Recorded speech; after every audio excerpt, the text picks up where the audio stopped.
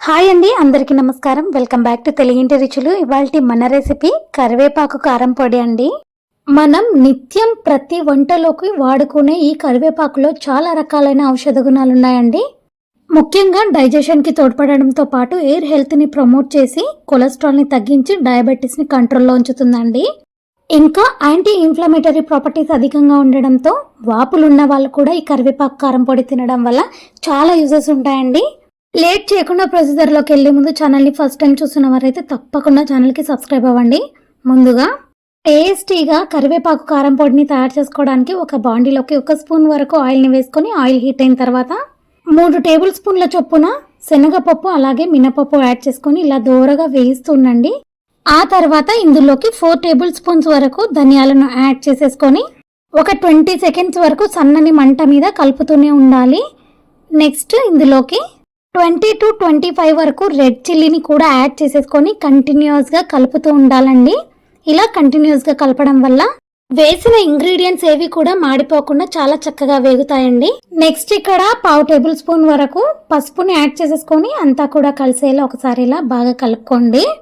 ఆ తర్వాత కరివేపాకు రెమ్మల నుండి తీసిన కరివేపాకు ఆకులను శుభ్రంగా కడుక్కొని నీడలో ఆరబెట్టుకొని ఇలా పొడి పొడిగా అయిన ఆకులను బాండీలోకి యాడ్ చేసేసుకొని అంతా కూడా కలిసేలా ఇలా కలుపుకోవాలండి. ఇక్కడ కంటిన్యూస్గా కలుపుతూనే ఉండడం వల్ల ఆకుల్లోని చెమ్మ ఏదైనా ఉన్నట్లయితే అదంతా కూడా ఆవిరైపోయి కర్రీ లీవ్స్ అన్నీ కూడా క్రంచిగా తయారవుతాయండి. ఈ కరివేపాకులలో న్యూట్రిషన్ వాల్యూస్ ఎక్కువగా ఉండడం వల్ల ఇమ్యూనిటీ అనేది త్వరగా బూస్టప్ అవుతుందండి. సో ప్రతి నిత్యం కరివేపాకు యూజ్ చేయడానికి అవైలబిలిటీ లేని వాళ్ళు ఇలా దొరికినప్పుడు కరివేపాకు కారం పొడిని తయారు చేసుకొని స్టోర్ చేసుకున్నారంటే చాలా రోజుల వరకు నిల్వ ఉండడంతో పాటు మనకి ఎప్పుడు నచ్చితే అప్పుడు తినేయచ్చండి. పైగా టేస్టీగా ఉండడంతో పాటు చాలా ఆరోగ్యం కూడా. చూసారా, ఇక్కడ కంటిన్యూస్గా కలుపుతూ ఉండడం వల్ల అన్నీ కూడా క్రంచిగా తయారైపోయాయండి.